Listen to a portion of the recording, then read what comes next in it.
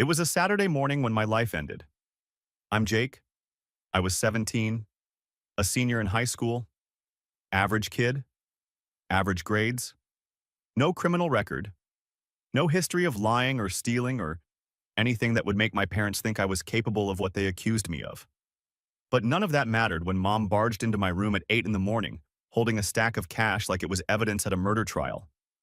"What is this?" she demanded. I sat up, confused, still half asleep. "What?" "This."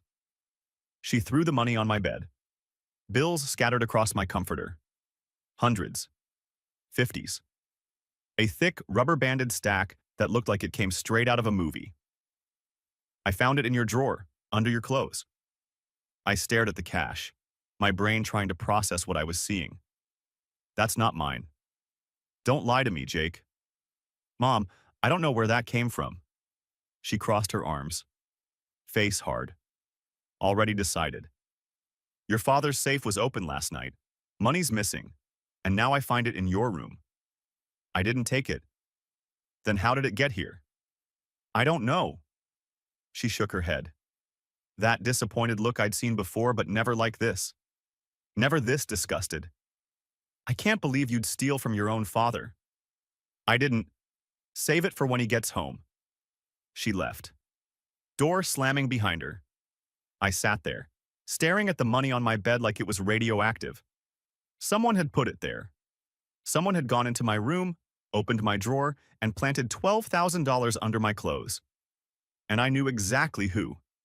My sister Kayla, 21, living at home while she figured things out after dropping out of college.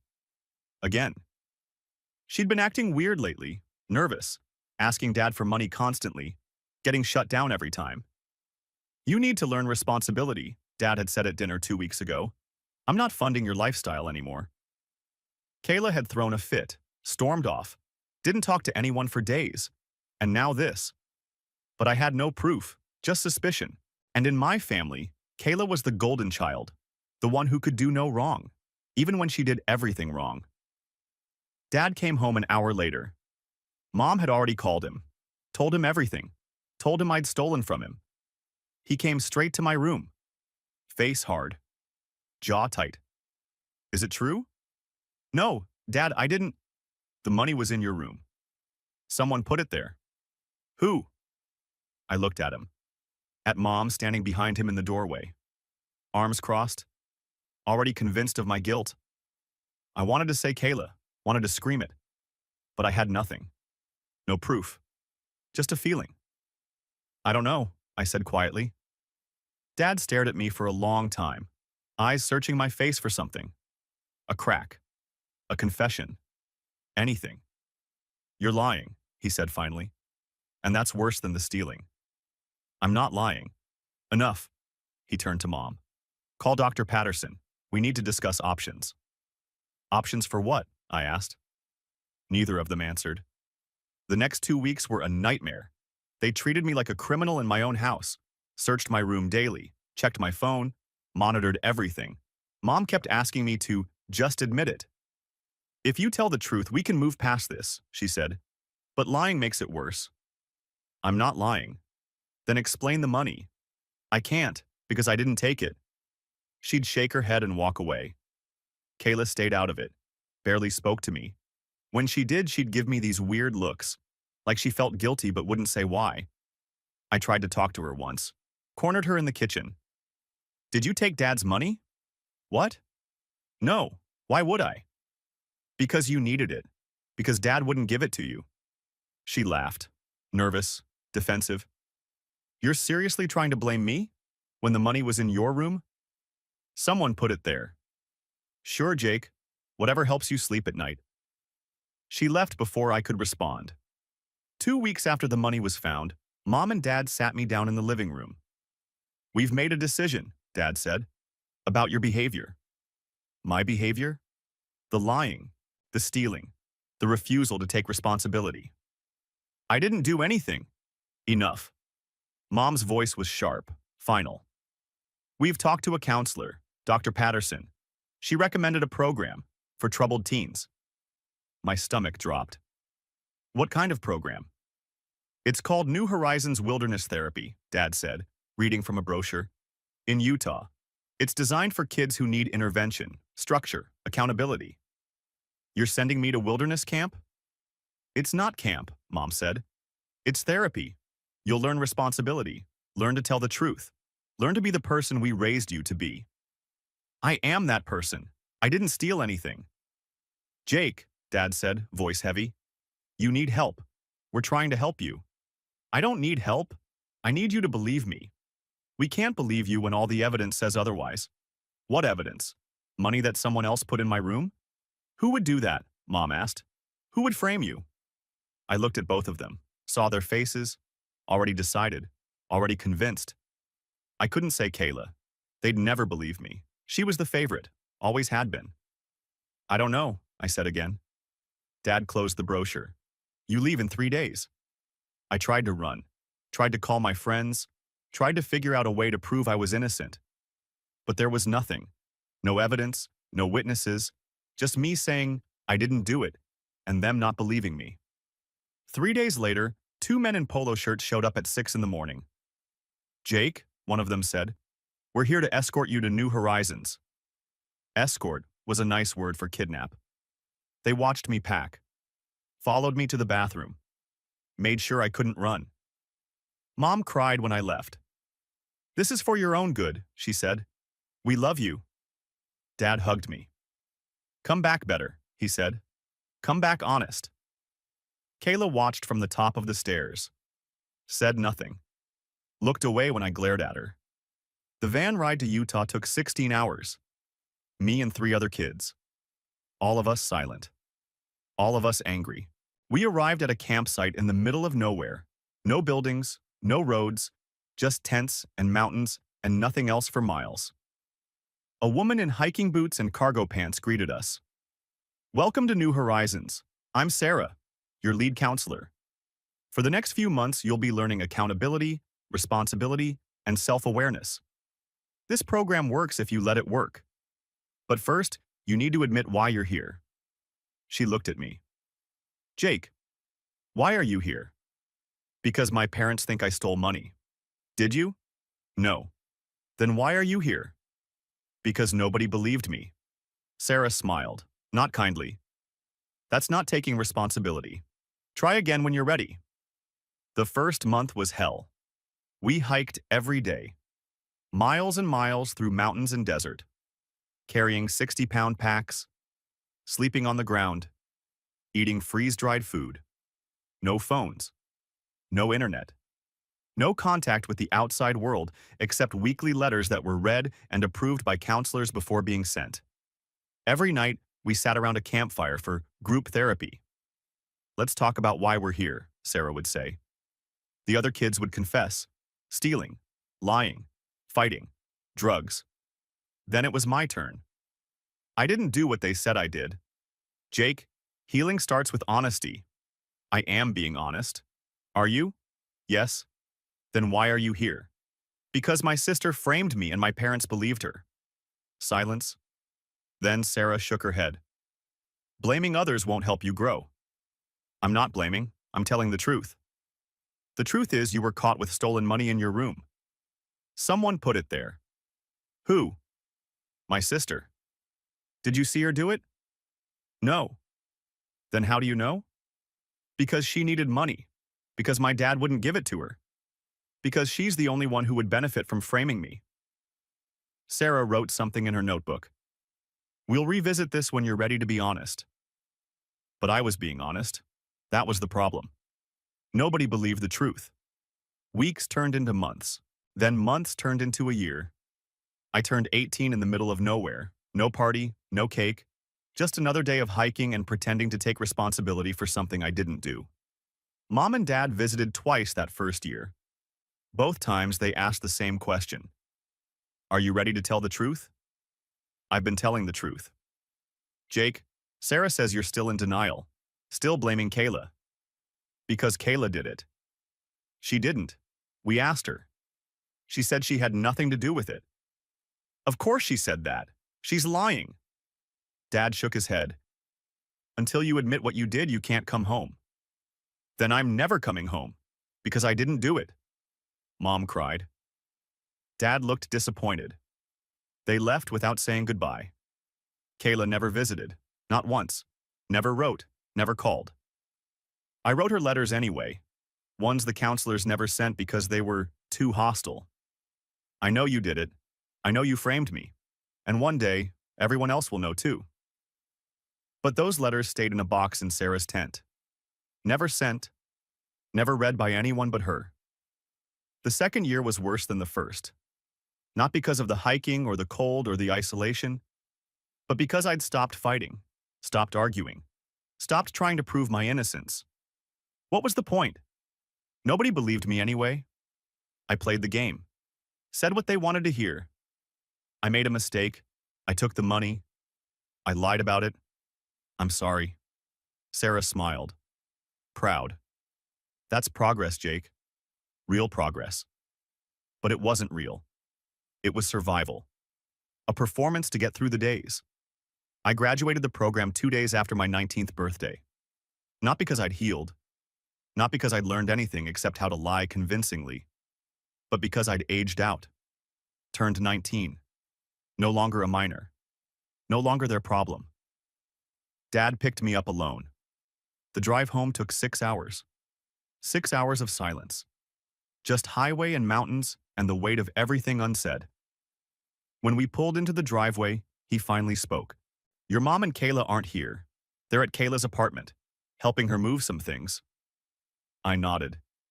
Didn't care. Didn't want to see them anyway. Your room's the same, Dad said. We didn't touch anything. I went upstairs, opened my door, stepped into a time capsule. Everything exactly as I'd left it 2 years ago.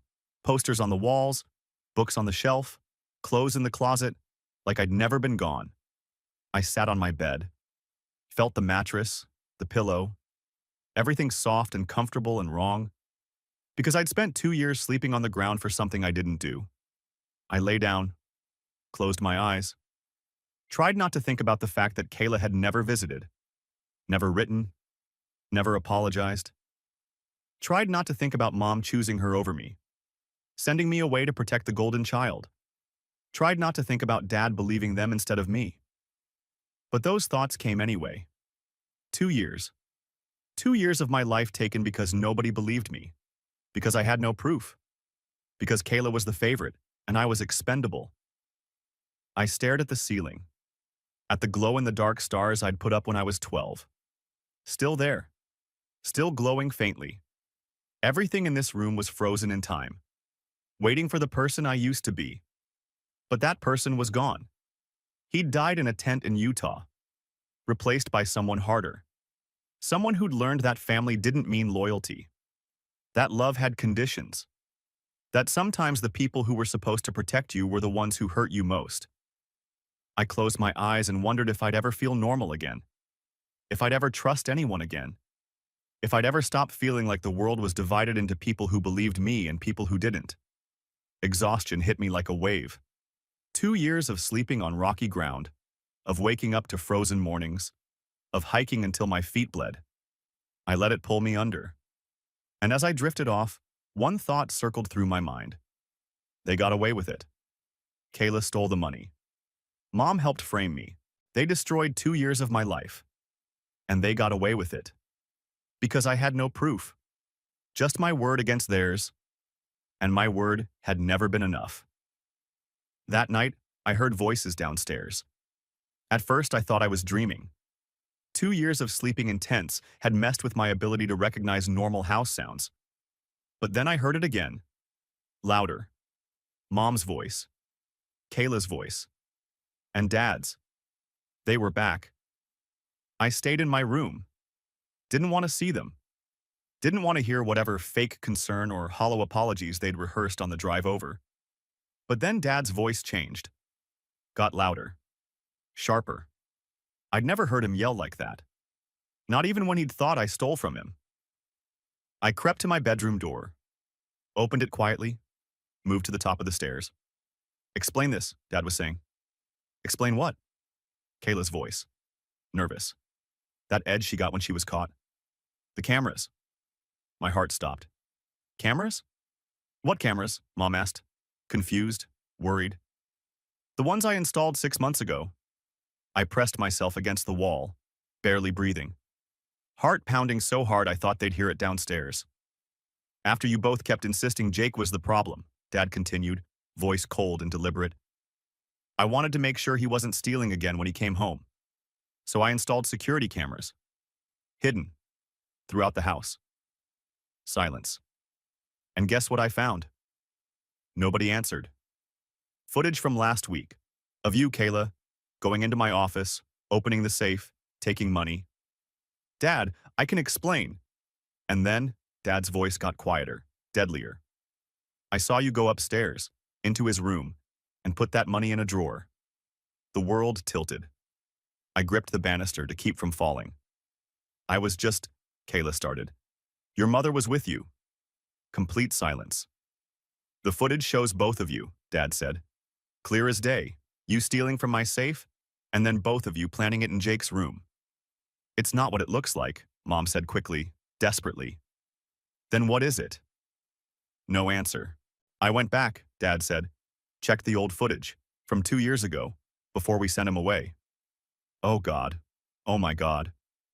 Same thing, you two, going into my office late at night, then into his room while he was asleep. I saw everything. Kayla started crying. Loud, gasping sobs. Why? Dad asked, his voice breaking now, raw, destroyed. Why would you do that to him? She needed the money, Mom said. Voice defensive, still protecting her, even now. For school, for her apartment, for bills. You wouldn't give it to her. You kept saying no, so you stole it and framed your son. He was always going to be fine, Mom said, like she was explaining something reasonable. But Kayla needed help. She was struggling, drowning in debt. I was just trying to help her. By destroying him? You didn't think what? That sending him to wilderness camp for 2 years would affect him? That letting him think we believed he was a thief would damage him? We thought he'd just get grounded, Kayla sobbed. I didn't think you'd actually send him away. You thought you'd get away with it, Dad said flatly. And you did. For 2 years. While he suffered. Silence. He told us he didn't do it, Dad said, voice shaking. He looked me in the eye and told me the truth. And I didn't believe him. Because you, his voice rose, directed at Mom, made me think he was a pathological liar. You convinced me he was dangerous, that he needed intervention.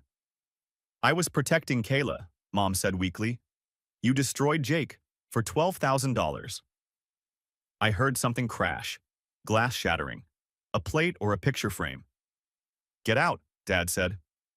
What? Both of you. Get out of my house. Michael, you can't be serious. I'm filing for divorce tomorrow morning, and I'm pressing charges. Theft, fraud, false reporting. Whatever my lawyer says will stick. You'd put your wife in jail? Mom's voice rose to a shriek. You'd put your son through hell? Dad shouted back.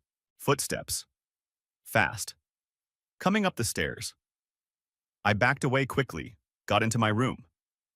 Closed the door quietly just as I heard them hit the second floor. Kayla and Mom rushed past my door, into Kayla's old room. I heard drawers opening, things being thrown into bags. This is insane, Mom was saying. He's overreacting, he'll calm down. Did you see his face? Kayla's voice was panicked. Mom, he meant it. He's actually going to. Just grab your things. We'll figure this out. More sounds. Frantic packing. Then footsteps rushing back down the stairs. The front door opened, slammed. An engine started. Tires screeched as they pulled out of the driveway. Then silence. I stood in my room, shaking, trying to process what I'd just heard. The cameras. Dad had installed cameras, and he'd seen everything. He knew. He knew they'd framed me. Knew they'd stolen from him. Knew they'd let me suffer for 2 years for something I didn't do. 5 minutes passed. 10. 15. Then a quiet knock on my door. Jake? Dad's voice, soft, broken. I opened the door. He stood there, eyes red, face wet with tears. You heard, he said. It wasn't a question. I nodded. He came in, sat on the edge of my bed, put his face in his hands. I'm so sorry, he said, voice cracking. I'm so sorry, Jake. I didn't know what to say. My throat was tight. My chest hurt. Everything felt surreal. I should have believed you, he continued. You told me the truth. You looked me in the eye and told me you didn't take that money. And he shook his head. I let them convince me you were lying. Why did you install cameras? I asked quietly. First words I'd spoken to him since getting in his car this morning. Because, he looked up at me. Because something felt wrong. These past few months, money kept going missing. Small amounts. And your mother kept blaming it on your sister being irresponsible. But it didn't add up. So I installed cameras in my office, in the hallway, in a few other places. When? 6 months ago. 6 months. Half of my second year away, he'd known something was wrong. Last week I checked the footage because more money went missing, and I saw them. His voice got harder. I saw Kayla go into my office, open the safe, take cash. Then I watched her go upstairs and into your room and hide it in your drawer. And Mom? She was the lookout, stayed at the bottom of the stairs, watching, making sure nobody came home. I felt sick. I couldn't believe it at first, Dad said. Thought maybe I was seeing it wrong. So I went back through all the footage, months and months of it. And? Nothing else, until I found the footage from 2 years ago, the week before we found money in your room. Same thing. Same pattern. They did it together. I sat down on my bed. Legs wouldn't hold me anymore. They framed you, Dad said, and I helped them destroy you because I believed them instead of you. Why would Mom do that? Because she's always protected Kayla, since you were kids. Kayla was her sensitive one, the one who needed more support. You were always the strong one, the independent one. So when Kayla needed money and I wouldn't give it to her, your mother decided to steal it. And when I noticed it was missing, she framed you to cover for Kayla. She let me go to wilderness camp for 2 years. I know. She visited me twice. Both times she asked if I was ready to tell the truth. Like I was the liar. I know. Dad's voice broke again. And I went with her. I asked you the same thing. Because I believed her. I believed my wife over my son.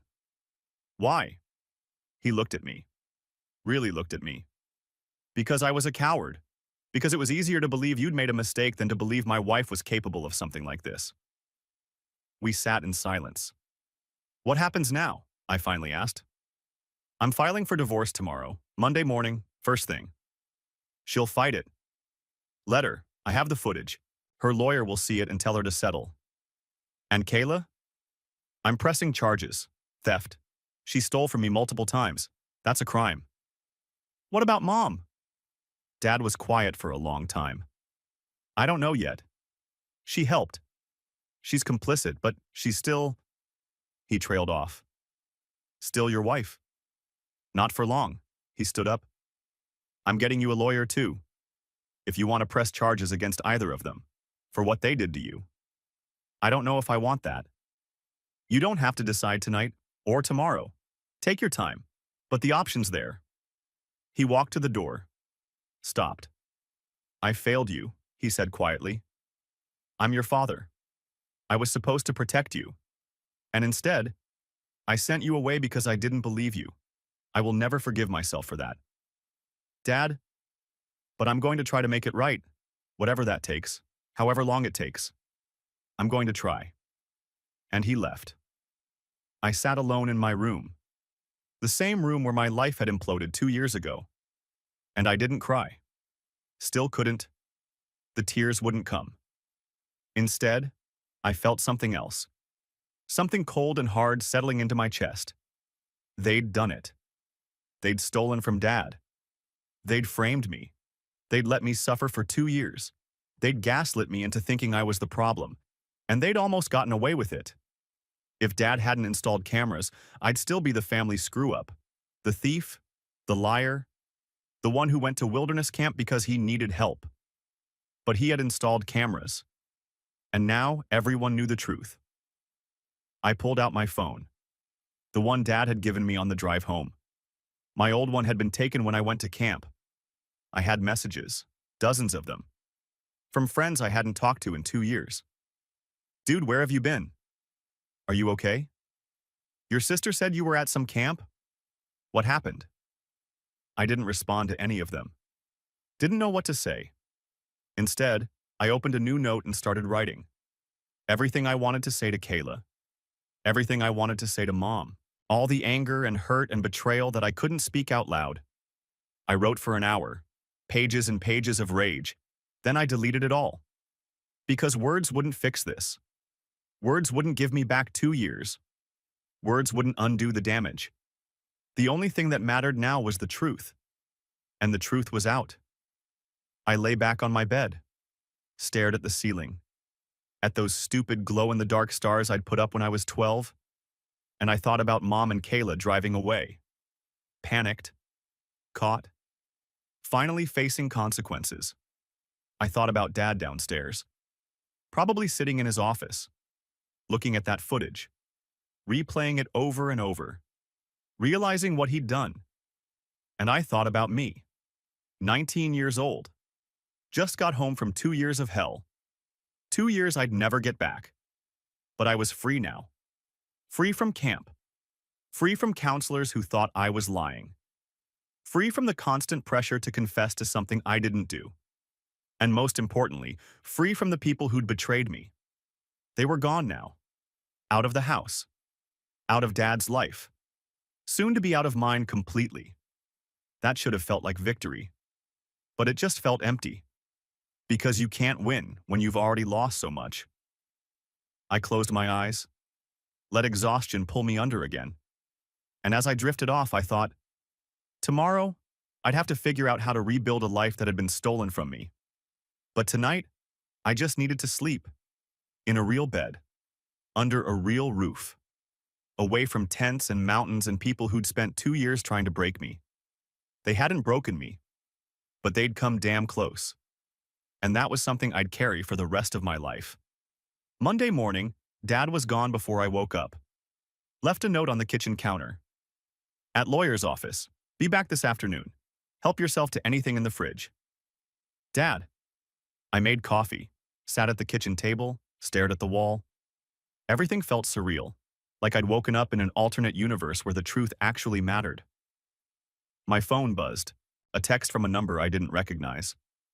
Jake, it's me. Please call me. We need to talk. Kayla. I deleted it without responding. Another text came through 2 minutes later. I know you're mad. I understand.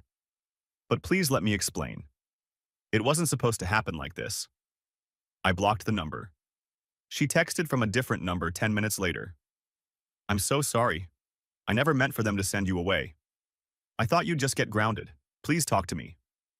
Blocked again. By noon, she'd tried from 4 different numbers. Then she started emailing. Jake, please. I need you to understand. I was desperate. I had debt. I had bills. Mom said it would be fine. She said Dad wouldn't even notice. We didn't think he'd blame you. We thought he'd just think he miscounted. Delete. When they said they were sending you to camp, I tried to tell them the truth. But Mom said it was too late. That if we confessed, we'd both be in trouble. She said you'd be fine.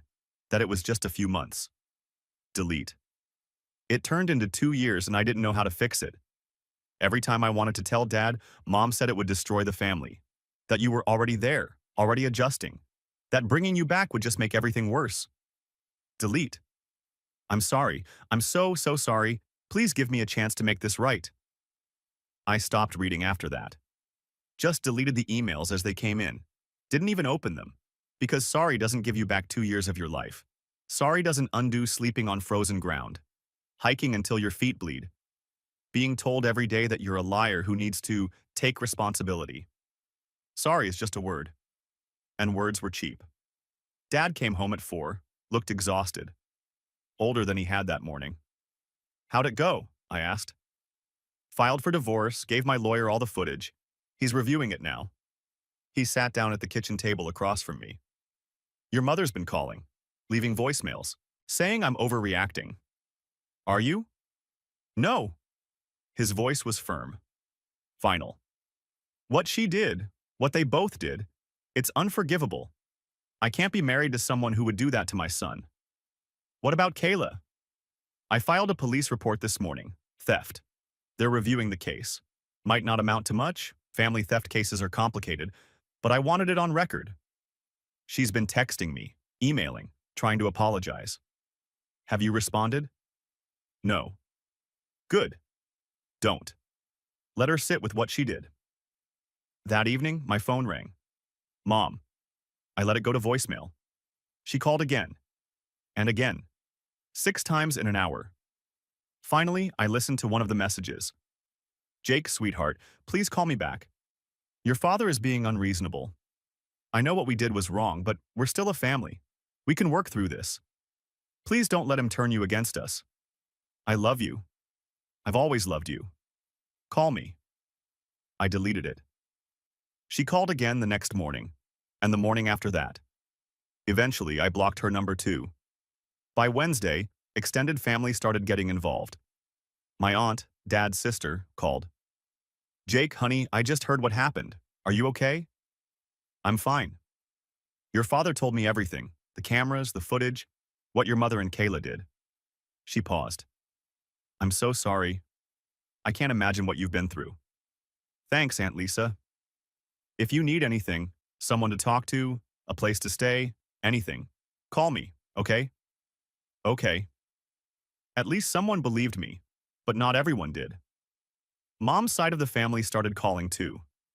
Her sister, her mother, her brother, all of them with the same message. This is a misunderstanding. Your mother would never do something like that. Your father is overreacting. You need to talk to her. I stopped answering calls from numbers I didn't recognize. Thursday, Dad's lawyer called. Jake, this is Richard Chen. I'm representing your father in the divorce. He mentioned you might want to explore legal action against your mother and sister. Is that something you're interested in? I don't know yet. That's fine. Take your time. But I want you to know, you have a strong case. What they did constitutes fraud, potentially even false imprisonment given the circumstances of your time at Wilderness Camp. If you want to pursue it, I can refer you to someone who specializes in this kind of case. I'll think about it. One more thing. Your mother's lawyer reached out. She's willing to settle the divorce quickly and quietly if your father agrees not to press charges against her. He wanted me to ask how you feel about that. How I feel. This affects you more than anyone. Your father wants to know what you want. What did I want? I wanted those 2 years back. I wanted to have graduated high school with my friends. I wanted my senior year, my prom, my normal teenage life. But I couldn't have any of that. So what did I want instead? I want her to face consequences, I said. I don't care what form that takes, but she doesn't get to walk away like nothing happened. Understood. I'll relay that to your father. That weekend, Dad sat me down. Your mother's fighting the divorce, saying I'm being vindictive, that I'm poisoning you against her. What do you want to do? I want to end this marriage, but I also want to make sure you're okay. This is affecting you more than me. I'm not okay, but I will be. He studied my face. Do you want to press charges against either of them? I thought about it. Really thought about it. Against Kayla, yes. She stole from you. She framed me. She deserves consequences. And your mother? That was harder. She was still my mother, even after everything. But she'd chosen Kayla over me. She'd sent me away. She'd visited me at that camp and looked me in the eye and called me a liar. Yes, I said finally. Against her too. Dad nodded slowly. Okay. I'll call Richard tomorrow. 2 weeks after I got home, the divorce papers were served. Mom tried to contest them, hired a lawyer, started making claims about Dad being emotionally abusive, financially controlling, turning me against her. Then her lawyer saw the footage. All of it. Both incidents. Clear, time-stamped, undeniable. Her lawyer advised her to settle. She refused at first, kept insisting it was a misunderstanding. That the footage didn't show what Dad claimed it showed. Her lawyer quit. She had to find a new one. That lawyer saw the footage and gave her the same advice. Settle. This time, she listened. The divorce was finalized in 6 weeks. Fastest Dad's lawyer had ever seen. Mom got nothing. No alimony. No split of assets. Nothing. The house was Dad's. The savings were Dad's. Everything was Dad's because the prenup she'd signed 25 years ago had an infidelity clause, and the lawyer argued that betraying your child qualified as a breach of marriage contract. Mom moved into a small apartment across town, started working retail at a department store. Her friends stopped calling after word got out about what she'd done. Kayla moved in with her. Neither of them could afford to live alone. I heard this through Aunt Lisa, who heard it through the family grapevine. I didn't ask for updates, didn't care. But people kept telling me anyway. Your sister dropped out of school, couldn't afford tuition without your dad's help. Your mother's working at Macy's now, looks 10 years older. They're struggling, really struggling. I felt nothing. No satisfaction, no guilt, just emptiness. 1 month after coming home, I got a letter in the mail, handwritten, from Kayla. I almost threw it away without reading it. But curiosity won. Jake, I know you don't want to hear from me. I know you probably hate me. You have every right to. I've been trying to figure out what to say, how to explain what I did. But there's no explanation that makes it okay. I was drowning in debt. Credit cards, student loans. Rent I couldn't afford. I kept asking Dad for help and he kept saying no, said I needed to learn responsibility. Mom felt bad for me. She offered to help. Said she'd take money from Dad's safe and he'd never notice. We did it a few times and he didn't say anything, so we thought it was fine. Then one day, he asked about missing money. Mom panicked. She said we needed to cover our tracks, make it look like someone else took it. I suggested you. I'm the one who said your name. I told her we could put it in your room and Dad would think you took it. I thought you'd just get grounded. Maybe lose your allowance for a while. I didn't think they'd send you away. I swear I didn't. When they said wilderness camp, I tried to talk them out of it. But Mom said it was too late to confess, that it would make everything worse. So I stayed quiet. And you paid the price. I know sorry isn't enough. I know I destroyed 2 years of your life. I know I'm the reason you suffered. I don't expect you to forgive me. I don't expect you to ever want to see me again. I just wanted you to know, it was my idea, not Mom's. She helped because I begged her to. So if you're going to hate someone, hate me. I'm sorry, Jake. For everything. Kayla. I read it twice. Then I put it in a drawer. Didn't respond. Didn't acknowledge it. Because what was there to say? She'd admitted it. She'd suggested framing me. She'd planted the money. She'd let me suffer. And she was only sorry now because she got caught. 2 months after coming home, Dad and I moved. Sold the house. Too many bad memories. Too many reminders. We got a smaller place across town, 2 bedrooms, new start. Dad paid for therapy. Real therapy. Not wilderness camp garbage. A woman named Dr. Martinez who specialized in trauma. Who actually listened. Who didn't try to make me take responsibility for things I didn't do. You've been through something most people can't imagine, she said in our first session. Betrayal by family, false accusations, loss of 2 years, that's significant trauma. I don't feel traumatized. I just feel angry. Anger is part of trauma. It's a protective mechanism. It keeps you from feeling the deeper hurt. What deeper hurt? The hurt of knowing your mother chose your sister over you, that she decided you were expendable. That's a wound that doesn't heal quickly. She was right, but I wasn't ready to admit it yet. 3 months after coming home, I started community college. Couldn't go to a 4-year university. Had missed too much. Hadn't taken the SAT. Hadn't applied anywhere. So community college it was. Dad paid. Said it was the least he could do. I took basic classes. English, math, history. Tried to remember how to be a student. It was harder than I thought. 2 years in wilderness camp had made me forget how to sit still, how to focus, how to care about grades. But I tried. Because what else was I going to do? 4 months after coming home, Kayla showed up at our new apartment.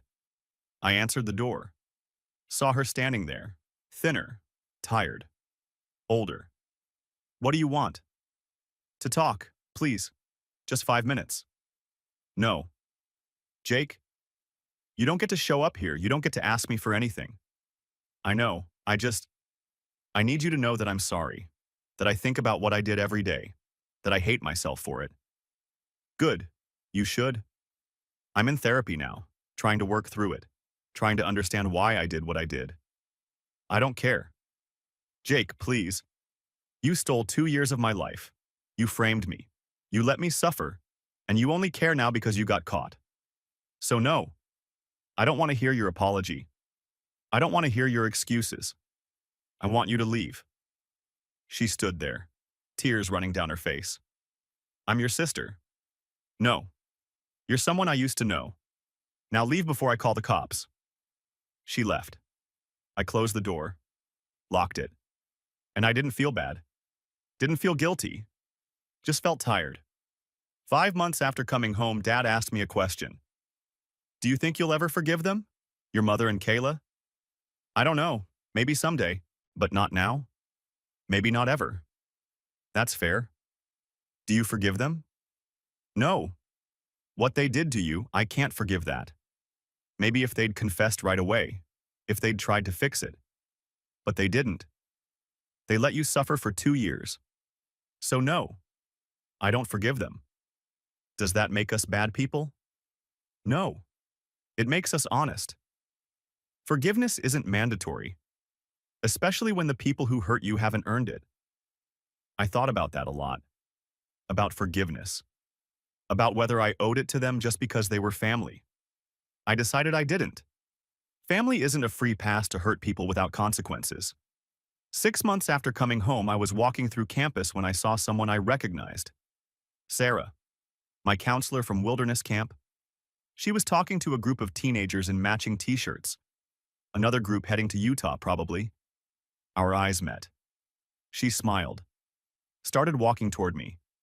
I turned and walked the other way. Didn't run. Didn't panic.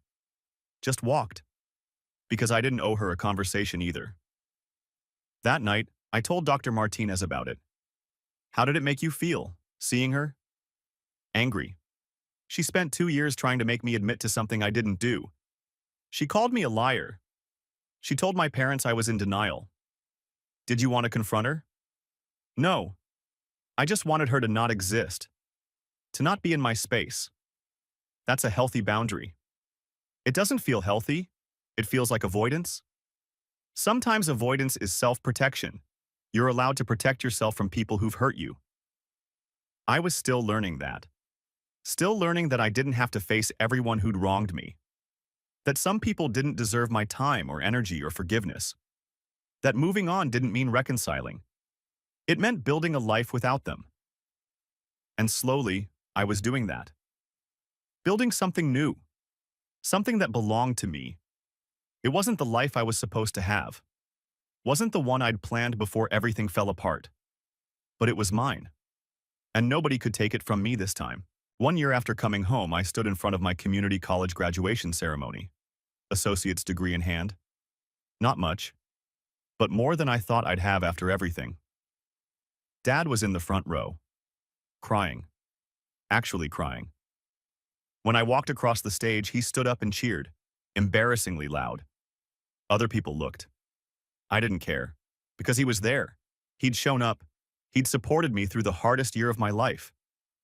After the ceremony, he hugged me tight. I'm so proud of you, he said. You have no idea how proud I am.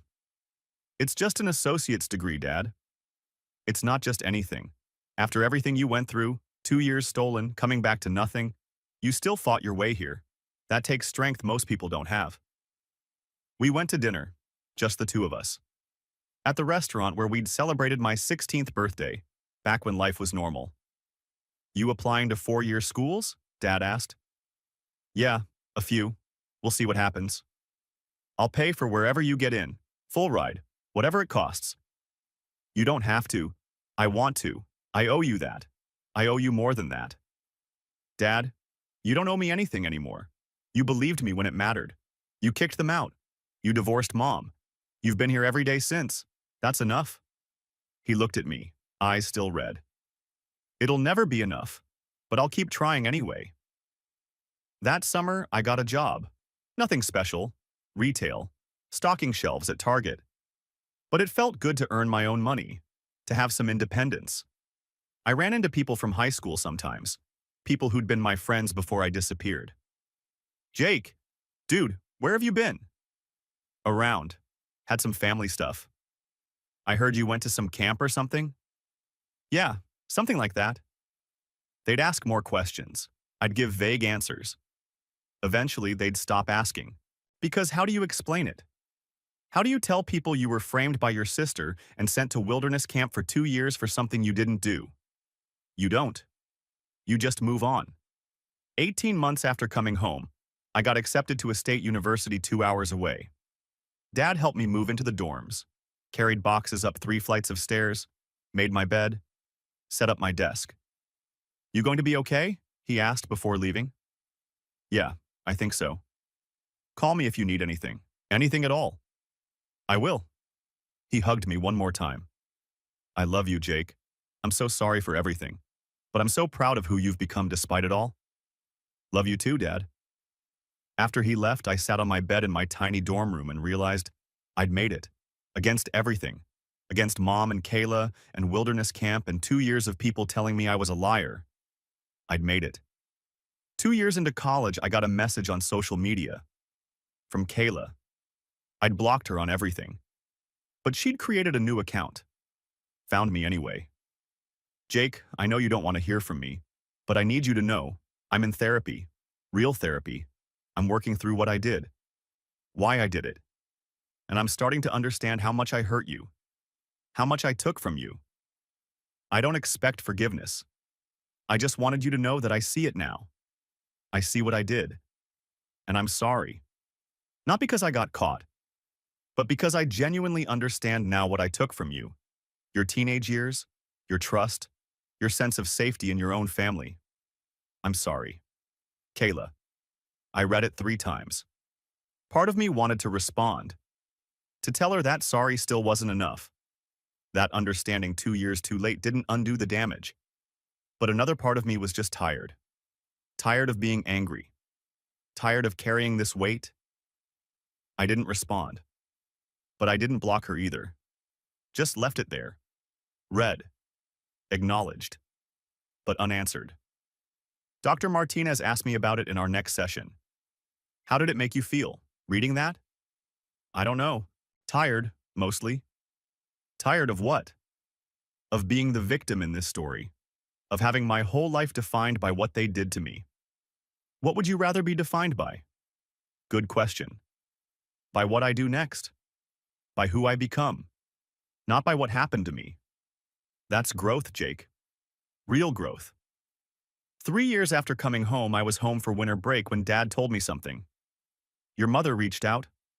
I looked up from my laptop. "What?" "She sent me an email, asked if she could see you. Talk to you. Said she's been in therapy too. That she wants to apologize." "What did you say?" "I said it's your decision, not mine. I won't facilitate it. But if you want to see her, I won't stop you." "Do you think I should?" "I think you should do whatever feels right for you. Not for her, not for me. For you." I thought about it for 2 days. Then I sent her an email. "I'll meet you. Once. Coffee. 1 hour. That's it." She responded in minutes. "Thank you. Thank you. I'll be there." We met at a Starbucks near my old high school. Neutral territory. She looked older. Much older. Gray hair she hadn't bothered to dye. Lines around her eyes that hadn't been there before. "Jake," she said when she saw me. Started crying immediately. "Thank you for coming." I sat down across from her. Said nothing. "I've been wanting to talk to you for 3 years, but I didn't think you'd ever give me the chance." "You have 1 hour. Start talking." She took a breath. "I'm sorry for everything, for helping Kayla frame you, for sending you to that camp, for not believing you when you told me the truth, for choosing her over you, for all of it. Why? Why did I do it? Yeah? She looked down at her coffee. Because I've always protected Kayla. Since she was little. She was my sensitive one. The one who needed more help. More support. And you were always so strong, so independent. I thought you didn't need me the way she did. So you sacrificed me for her. Yes. And I was wrong, so completely wrong. You needed me too. You needed me to believe you, to protect you, to be your mother. And I failed. You didn't just fail, you destroyed me. I know. Do you? Do you really understand what you did? I spent 2 years in that place. 2 years being told I was a liar. 2 years of people trying to break me. I missed my senior year, my graduation, my friends. My entire life stopped because you decided I was expendable. She was crying harder now. I know. I think about it every day. Every single day. What I did to you. Good. You should. We sat in silence. I don't expect you to forgive me, she said finally. I don't deserve forgiveness. I just wanted you to know. I see it now. What I did. How I failed you. And I'm sorry. Okay? Okay? I heard you. You're sorry. You failed me. You understand now. Okay. Does that mean? It doesn't mean anything. It just means I heard you. She looked at me. Hopeful. Desperate. Can we try to rebuild something? I know I don't deserve it, but you're my son, and I miss you. You don't get to miss me. You chose to lose me. I know. But can I try to earn you back? I thought about it. Really thought about it. I don't know, Mom. Maybe someday. But not now. Right now, I'm building a life without you. And I need to keep doing that. I need to finish healing before I can even think about letting you back in. How long? I don't know. Maybe a year. Maybe 5 years. Maybe never. I can't give you a timeline. But there's a possibility? Someday? Maybe. If you prove you've actually changed. If you keep going to therapy. If you actually become someone worthy of being in my life again. Then maybe. She nodded. Crying, but nodding. I'll wait. However long it takes. I'll wait. Don't wait for me. Fix yourself. For you. Not for me. Because I might never be ready. And you need to accept that. I do. I accept that. We sat for another 20 minutes. Awkward. Painful. But honest. When the hour was up, I stood. Thank you for meeting me, she said. Don't email me again unless I email you first. I'll reach out when I'm ready. If I'm ever ready.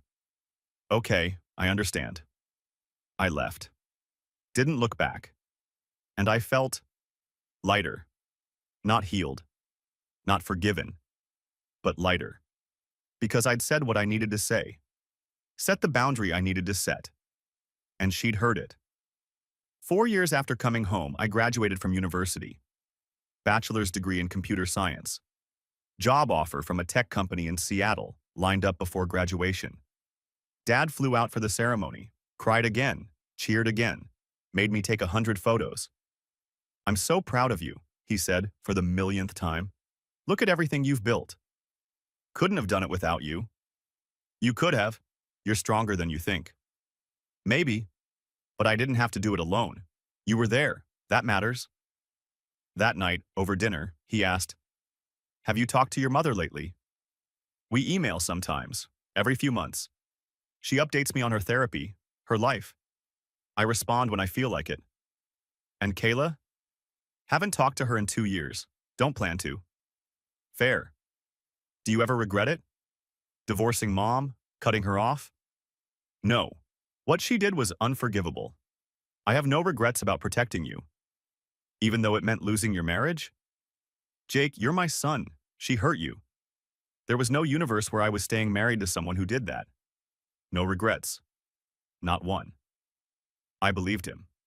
5 years after coming home, I was living in Seattle. Good job, good apartment, good life. I got a message from Aunt Lisa. Your mother's sick, cancer, stage 3. She wanted you to know. I stared at that message for an hour. Then I called Dad. Did you hear? Yeah, Lisa called me too. What do I do? What do you want to do? I don't know. Part of me doesn't care. Part of me feels like I should care. I don't know which part to listen to. Listen to the part that lets you sleep at night. Whatever that is. I thought about it for 3 days. Then I sent Mom an email. I heard you're sick. I'm sorry. I hope treatment goes well. I'm not ready to visit. But I wanted you to know I don't wish suffering on you. Despite everything. She responded. Thank you, Jake. That means more than you know. I understand you're not ready. I accept that. I'm still working on being someone worthy of your time. I love you. I always have. Even when I failed to show it. I didn't respond to that. But I didn't need to. Because I'd said what I needed to say. And that was enough. 6 years after coming home, I met someone. Her name was Emma. Software engineer. Smart. Kind. Understanding when I told her about my family. That's a lot, she said after I explained everything. Yeah, it is. If it's too much, it's not too much. It's your story, and you survived it. That's impressive. We dated for a year. Then I asked her to marry me. She said yes. I invited Dad to the wedding, my Aunt Lisa. A few cousins who'd always believed me. I didn't invite Mom, didn't invite Kayla. Emma asked if I was sure. I'm sure. This is my day, my life. I get to choose who's part of it. No regrets? None. The wedding was small, perfect. Everyone there actually cared about me, actually supported me. Dad gave a speech, cried through the whole thing. I'm so proud of the man my son has become. Despite everything, despite the worst thing that could happen to him happening. He rebuilt himself. He chose kindness over bitterness. He chose to keep going. And I'm honored to be his father. After the wedding, Emma and I moved into a house we bought together. Started building a life. Started talking about kids. What kind of parents do you want to be? She asked one night.